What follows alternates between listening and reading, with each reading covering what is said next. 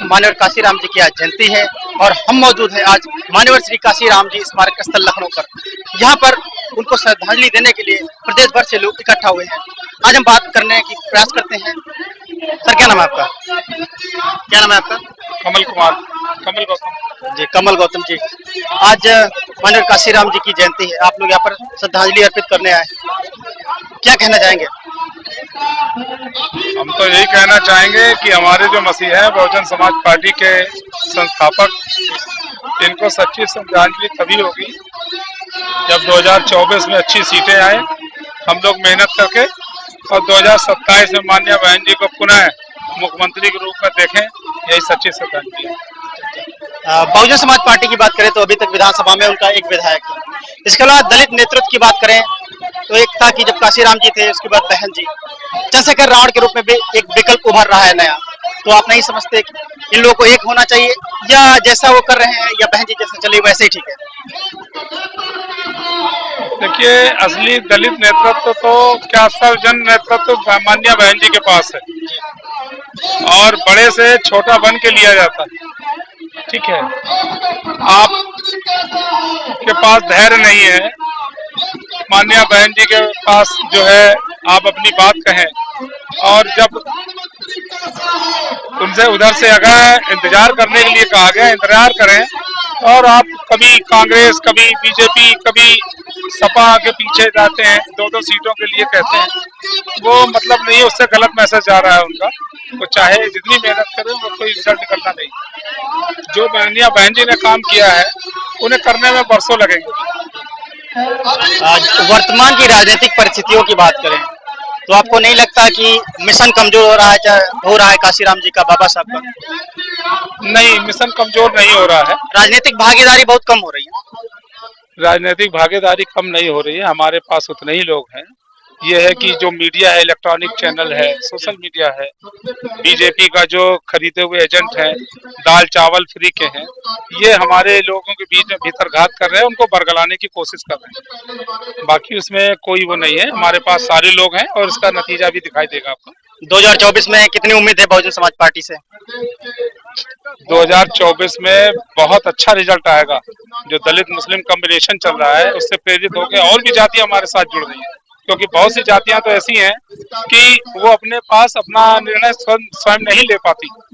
वो जब देखती हैं कोई फोकस बन रहा है, कोई समीकरण बन रहा है, तो उसी को अपना वो मान के चलती हैं और वो समर्थन करेंगी। लोगों को 2012 का सरकार, 2007 की जो सरकार है, उसको याद आ रहा है। उनको अपनी समता, रक्षा, आर्थिक खुशहाली, न्याय व्यवस्था, उनपे उनमें विश्वास है, और उन्होंने 2 बार देख लिया सबको, बुलडोजर भी देख लिया, सारी चीजें देख ली है। अब उन्हें कुछ होना नहीं है। माननीय बहन जी के नेतृत्व में 30 से 35 सीटें आएंगी यूपी में, और बल्कि इससे ज्यादा प्लस होगा, और हमसे ज्यादा मुस्लिम समाज जागरूक है और वो सीटें दिलाएंगे। क्या नाम है आपका? ज्ञानचंद निषाद। सर, ये बताइए, जिस प्रकार से वर्तमान राजनीतिक परिस्थितियां हैं, बसपा इस समय कमजोर है, अपने सबसे कमजोर दौर में है। क्या समझते हैं, कितनी उम्मीद है 2024 से, और आगे क्या राह होगी बहन जी की? ये आपसे किसने कह दिया कि बस बहुजन समाज पार्टी कमजोर है? और सर, सीटों देखो, अभी विधानसभा चुनाव में 1 सीट, और जितना वो 20 वोट पाती थी 2000 जब वो 12 में चुनाव हार गई थी, इतने सीटें और जितना परसेंटेज वोट पाई थी, उससे कम आके, उससे बहुत कम पाई है 2022 में।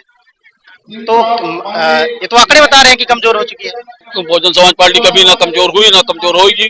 और आप, मैं आंकड़ों की बात कर रहा हूँ, एक केवल विधायक है आपके पास। हमारा एक विधायक 100 विधायकों पे भारी है। आपको उदाहरण के तौर पे बता दें, सदन में माननीय मुख्यमंत्री जी ने कहा था कि हर एक प्रदेशों में, हर एक जिलों में, हर एक जिले में एक मेडिकल कॉलेज बनेगा। इसी तरह बलिया के लिए मेडिकल कॉलेज बनने का आदेश किया था, लेकिन वहां जगह ना उपलब्ध हो जाने के कारण उनको माननीय विधायक जी सदन में, जो बीएसपी के एक विधायक है उमाशंकर जी, उन्होंने सीधे कहा सदन में, अपना क्वेश्चन रखा कि अगर सरकार को जगह ना मिल पा रही हो तो 30 बीघा जमीन मेरी अपनी पड़ी हुई है, सरकार बनवावे।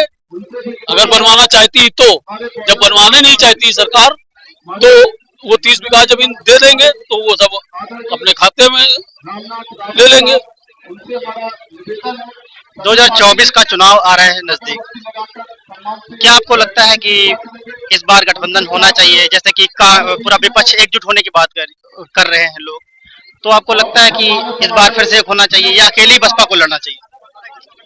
बहुजन समाज पार्टी की राष्ट्रीय अध्यक्ष बहन कुमारी मायावती जी, सबसे पहले तो मैं आपको बता दूं कि जो बार बार मैं कह रहा हूं, जो लोग आज कहते हैं कि बहुजन समाज पार्टी कमजोर हो रही है, बहुजन समाज पार्टी कमजोर कभी नहीं होती है। यहाँ एक जाते हैं 10 आते हैं, ये बीएसपी है।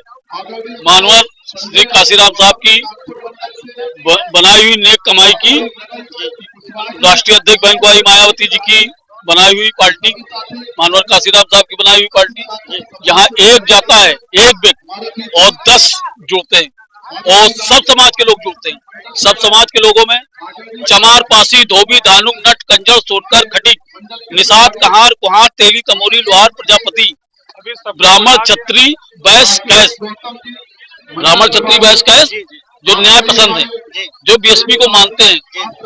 आप सरकार में देख लो, बीएसपी की 4 बार की सरकार रही, 4 बार की सरकारों में सब समाज के लोगों को राष्ट्रीय महासचिव बनाने का काम किया। ये किसने किया? बीएसपी की राष्ट्रीय अध्यक्ष बहन कुमारी मायावती जी। किसी सरकार ने आज तक किया?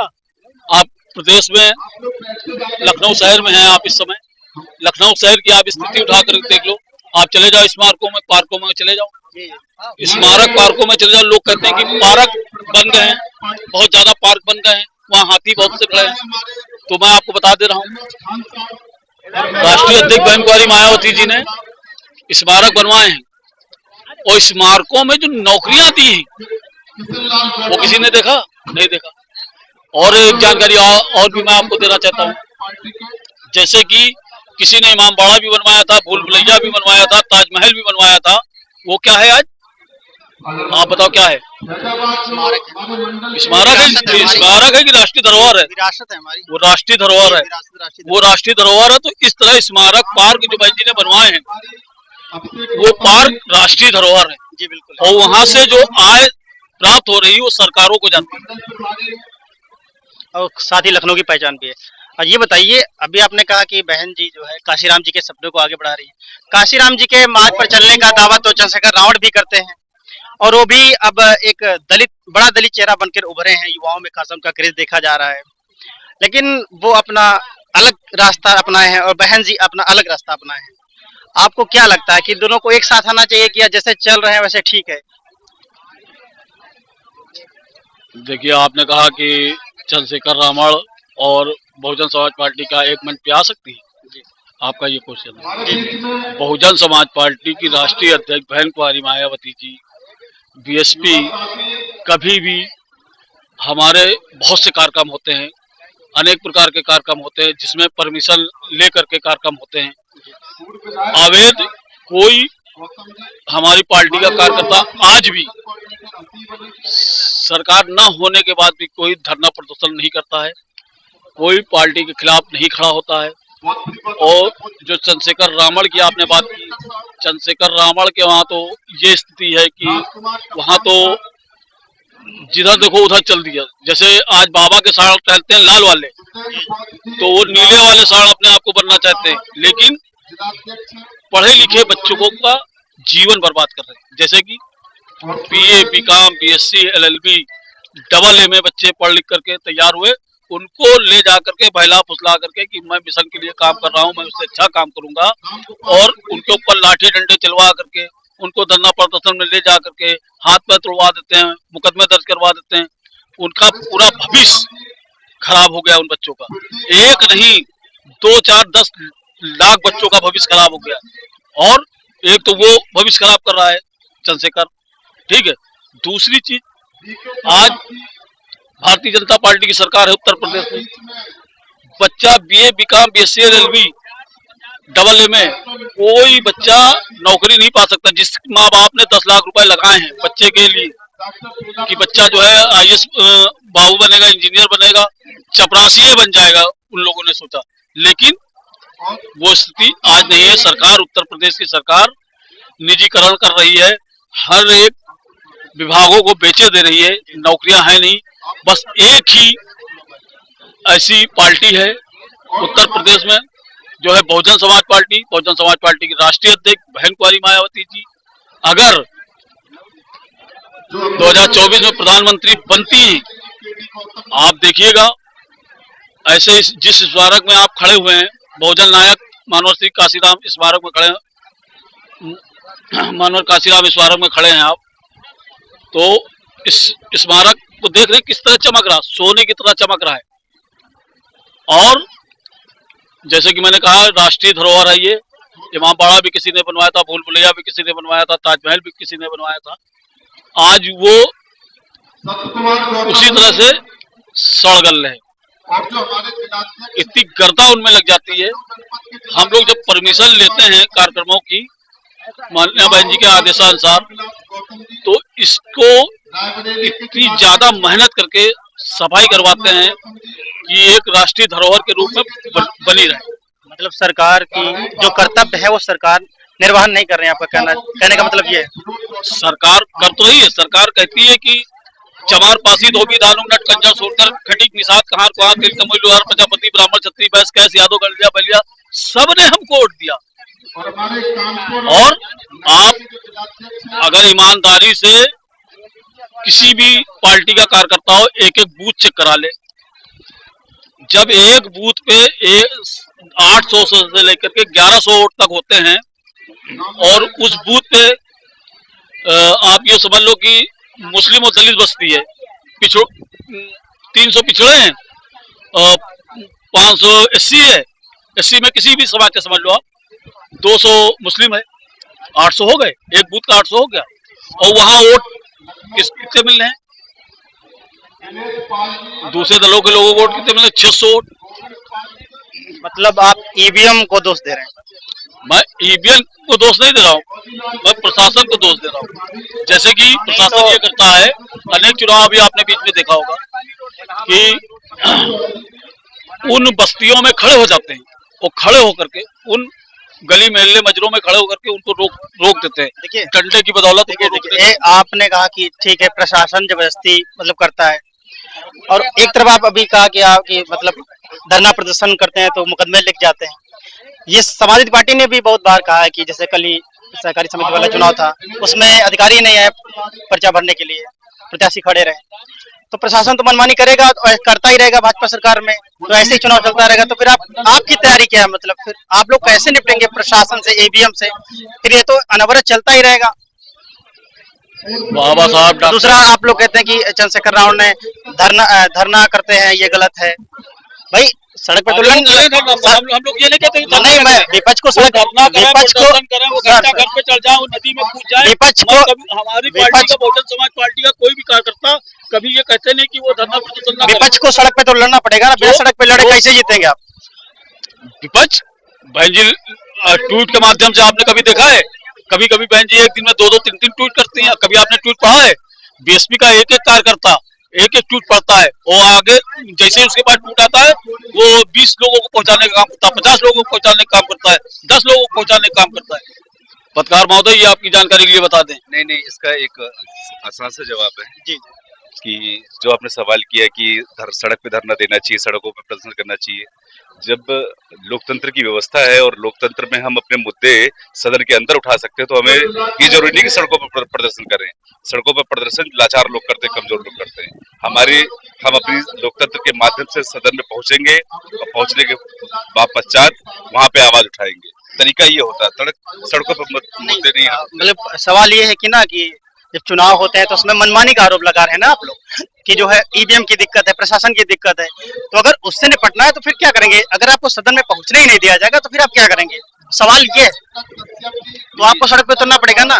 फिर तो आप ये जो भ्रामक है, जो खबरें हैं कि ईवीएम है, ईवीएम का दोष तो पूरी तरह से नहीं, लेकिन हमारी जो लोग हैं वहां तक नहीं पहुंच पा रहे, ध्यान नहीं दे रहे। जैसे कभी कभी इसका जीता जागता उदाहरण है कि कोई बच्चा, अगर किसी अध्यापक का बच्चा स्कूल में पढ़ रहा होता है, उसका जानने वाला अगर 2 नंबर से कम रह रहे होते हैं तो उसका क्या करता है, उसको पास कर दिया था कि हमारा बच्चा है, पास कर देना। कभी कभी दूसरा जब टीचर होगा, अगर पूरी कोरी कापी रखाएगा जाके, तो वो पास नहीं करा पाएगा।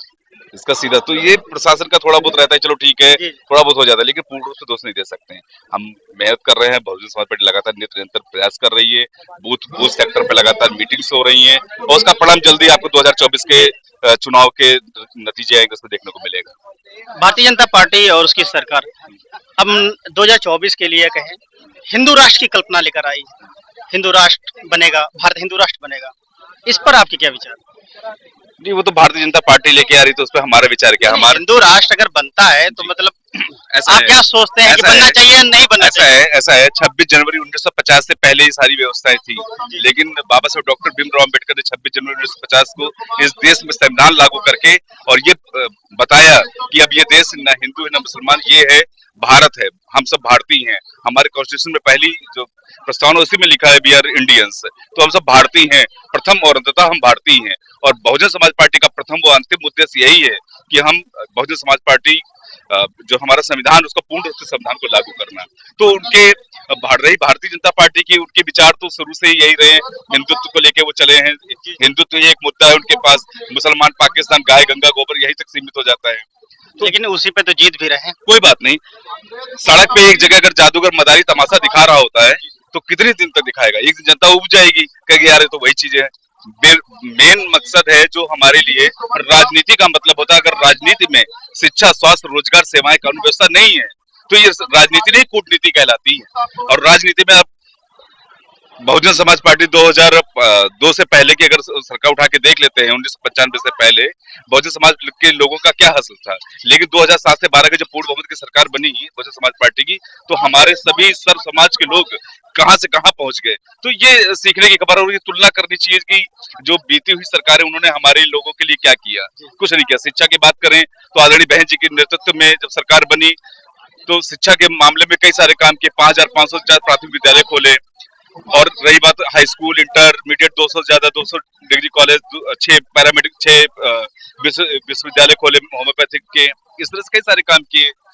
तो सर एक अंतिम सवाल है, हाँ बताइए। लगातार प्रदर्शन ग्राफ गिर रहा है, मतलब उतना बेहतरीन प्रदर्शन नहीं हो रहा बहुजन समाज पार्टी का। अब एक सीट है केवल विधानसभा में आपकी, हाँ, एक समय आप पूर्ण बहुमत में थे जी जी और अब राष्ट्रीय पार्टी है, जी। एक सीट है विधानसभा में, तो आपको नहीं लगता कि समीक्षा करने की जरूरत है, नीतियां बदलने की जरूरत है? जिस ढर्रे पे काम कर रही है पार्टी उसको बदलने की आवश्यकता है। जी।